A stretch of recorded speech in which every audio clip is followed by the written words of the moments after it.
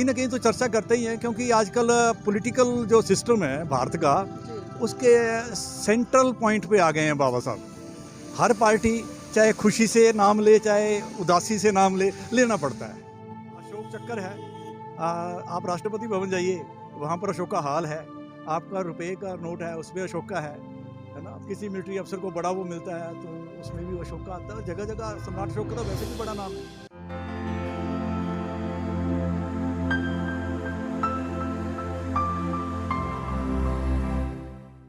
नमस्कार, आप देख रहे हैं एनबी न्यूज़ 24x7 नीलम बोध के साथ। और साथ ही आज हूँ मैं हिमाचल प्रदेश के धर्मशाला क्षेत्र में, और ऐसा हो ही नहीं सकता कि किसी भी प्राइम लोकेशन पर परम पूज्य बाबा साहब की प्रतिमा लगी हो और उसको मैं कवर ना करूँ। साथ ही मेरी जिज्ञासा हुई, क्योंकि अभी मैं यहाँ से गुजर रही थी, बहुत बारिश भी हो रही है, लेकिन इतनी बारिश होने के बावजूद भी जो मेरी जिज्ञासा थी, जानने का प्रयास किया मैंने कि यहाँ पर परम पूज्य बाबा साहब की जो विशाल प्रतिमा लगी है, आखिर ये कब लगी, क्यों लगी, और जो यहाँ का जो धार्मिक या सामाजिक परिवेश है हिमाचल का कैसा है, तो यहाँ पर मैं जानने का प्रयास करूँगी यहाँ के जो आम लोग हैं उनसे। तो यहाँ पर देखिए कुछ लोग दिखाई दे रहे हैं मुझे, वहाँ पर एक भाई साहब खड़े हैं, तो मैं थोड़ा सा उन्हीं से जानना चाहूँगी आखिर वो।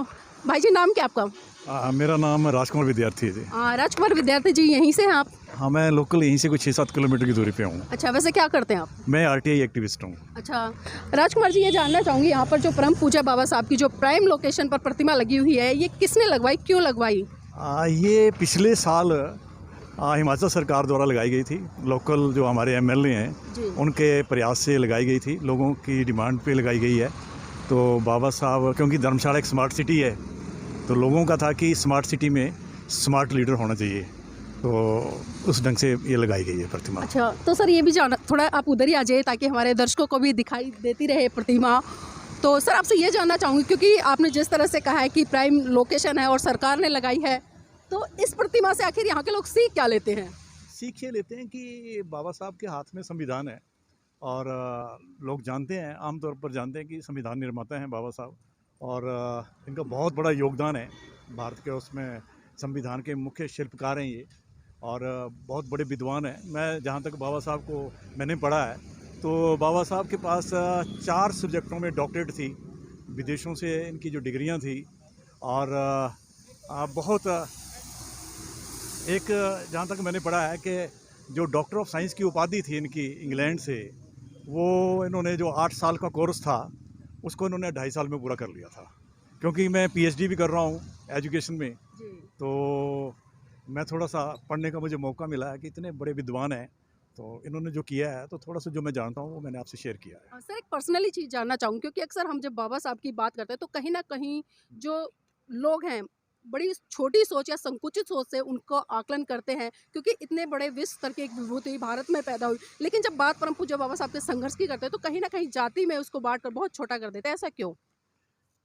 ऐसा मैं ये मानता हूँ कि लोगों का जो नज़रिया है उसमें वैसे बदलाव आया है। ऐसा नहीं हम कह सकते कि जो लोग इंटेलेक्चुअल हैं वो बाबा साहब को बड़े उस एंगल से देखते हैं, और विश्व में मैं समझता हूँ कि बाबा साहब के बहुत ज़्यादा स्टैचू लगे हैं। तो बाबा साहब नॉट इंडियन बट इंटरनेशनल, मैं तो ये मानता हूँ कि इंटरनेशनल लेवल के महापुरुष हैं ये।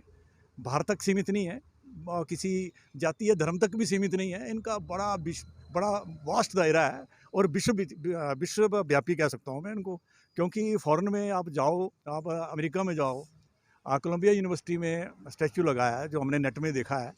तो इंग्लैंड में जाओ, उसमें म्यूज़ियम में बाहर इनका वो लगा स्टैचू लगाया। तो मैं समझता हूँ कि बाबा साहब, मेरे एंगल से तो मैं तो विश्वव्यापी मानता हूँ, क्योंकि सोच धीरे धीरे बदलती है, और ऐसी बात नहीं है। मैं समझता हूँ कि समाज में बदलाव आ रहा है और बड़ी तेज़ी से आएगा बदलाव। ठीक है, नया जब किसी को पता लगता है तो आदमी के मन में कई टाइप के विचार होते हैं, परंतु मैं ये मानता हूँ कि लोगों की सोच बदली है। और सर ये भी जानना चाहूँगी, जो यहाँ का लोकल क्षेत्र है, आप कहाँ पर रहते हैं? मैं धर्मशाला के नज़दीक का योल कैंट का रहने वाला हूँ। 6-7 किलोमीटर पड़ता है यहाँ से। अच्छा। और अच्छी जगह है यहाँ पे।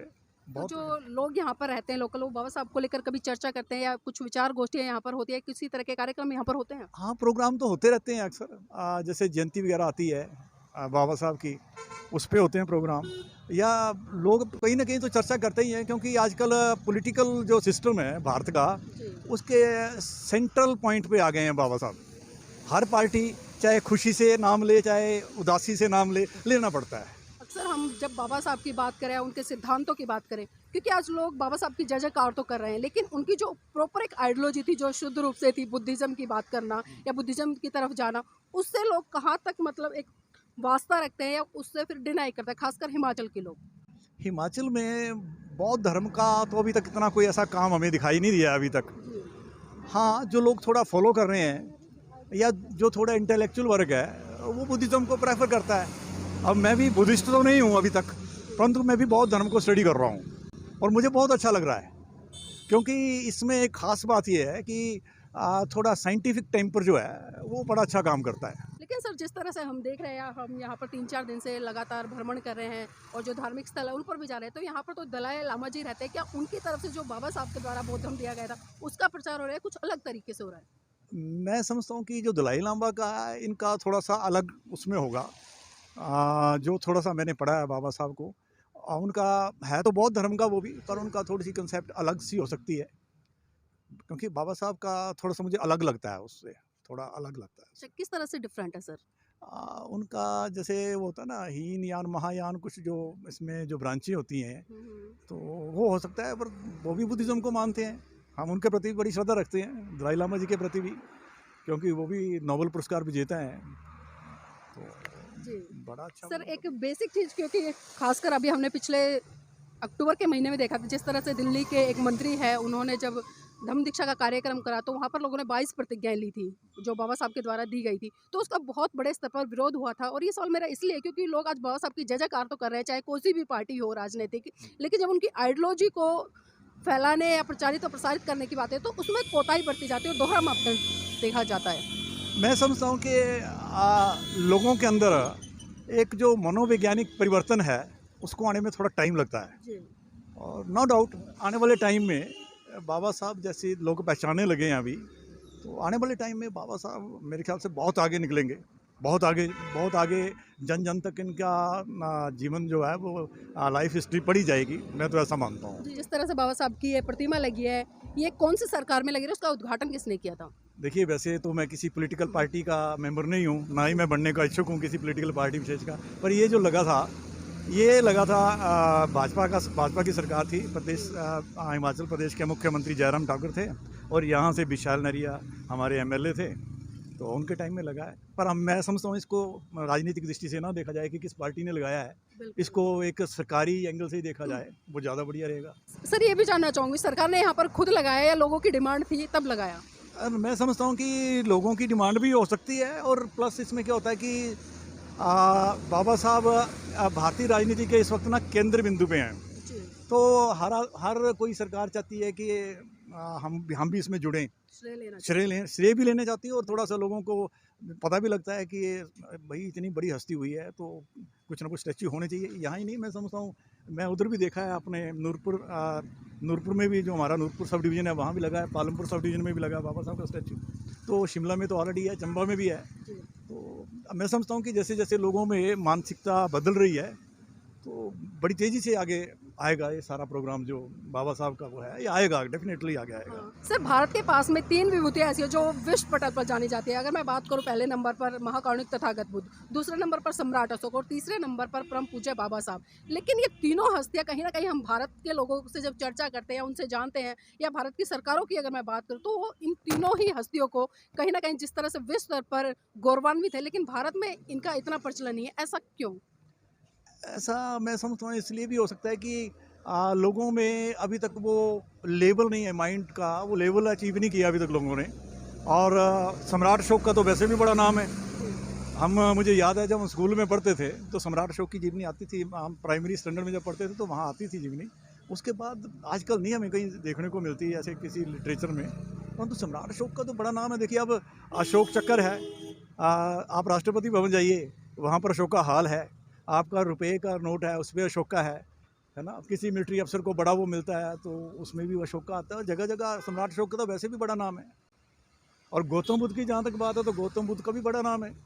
गौतम बुद्ध के मैं समझता हूँ कि कई देशों में राष्ट्र धर्म भी बौद्ध धर्म है कईयों का, और बुद्धम शरणम गच्छामि कई देशों में तो उनका राष्ट्रगान उससे पार्लियामेंट वहाँ से उनकी शुरू होती है, ऐसा भी कई जगह है ऐसा। सर जाते जाते एक आखिरी सवाल लेना चाहूँगी, क्योंकि अप्रैल का महीना शुरू हो गया है और अप्रैल का महीना भी चल रहा है। जिस तरह से 14 अप्रैल को पूरा भारत देश परम पूज्य बाबा साहब की जयंती सेलिब्रेट कराता है, तो अपनी तरफ से खासकर पूरे देश के लोगों के लिए क्या मैसेज देना चाहेंगे? मैं तो ये कहना चाहूँगा कि ये बाबा साहब ने जिस ढंग से जो अपने जीवन में संघर्ष किया है, जैसे हमारे प्रधानमंत्री आदरणीय मोदी जी कहते हैं कि जिस बच्चे ने जगह जगह पल पल पर जिसको यातना सही हो, और कल्पना करो कि अगर उसके हाथ में कभी कलम आ जाए तो वो क्या करेगा, परंतु बाबा साहब ने किसी से बदला नहीं लिया है। ये मैं समझता हूँ कि बाबा साहब अम्बेडकर की इस देश को एक बहुत बड़ी देन है कि बदला नहीं लिया, उन्होंने बदल के दिखाया है। बिल्कुल, तो लोगों के लिए भी यही संदेश है कि बदला नहीं लेना, बदलना। बदल के दिखाओ। जी, बहुत बहुत धन्यवाद सर आज की इस महत्वपूर्ण चर्चा में जुड़ने के लिए, और खासकर हिमाचल की जो जानकारी हम चाहते थे बाबा साहब के संदर्भ में कि किसने इस स्टैचू को लगाया, किसके शासनकाल में लगी, और यहाँ का जो सामाजिक परिवेश है वो क्या है, धार्मिक परिवेश क्या है, आपने हमारे साथ में चर्चा की। और साथियों, कड़ाके की ठंड पड़ रही है, मुझसे बोला भी नहीं जा रहा, आप देख रहे होंगे मेरा हाथ काँप रहा था क्योंकि ठंड बहुत है। लेकिन फिर भी मैं सर का धन्यवाद देना चाहूँगी क्योंकि इन्होंने बहुत ही महत्वपूर्ण जानकारी हमारे साथ में साझा की है। तो ये आज प्रत्येक नागरिक का दायित्व बन जाता है कि वो जो देश की महान विभूति है, चाहे वो किसी भी धर्म क्षेत्र भाषा से आती है, पहले हमारा जो भारतीय होने का दायित्व हमें वो निभाना चाहिए। और जितने भी महान पुरुष संत इस देश में जन्मे हैं, जिन्होंने इस देश के लिए बहुत अच्छा काम किया है और देश को विश्व पटल पर ले जाकर उसको गौरवान्वित करने का काम किया, उनका हमें सत्कार करना चाहिए। तो साथियों, अगर ये वीडियो आपको पसंद आए तो आप इसको लाइक कीजिएगा और चैनल को सब्सक्राइब कीजिएगा, और कमेंट के माध्यम से हमें ज़रूर बताइएगा कि ये वीडियो आपको कैसा लगा।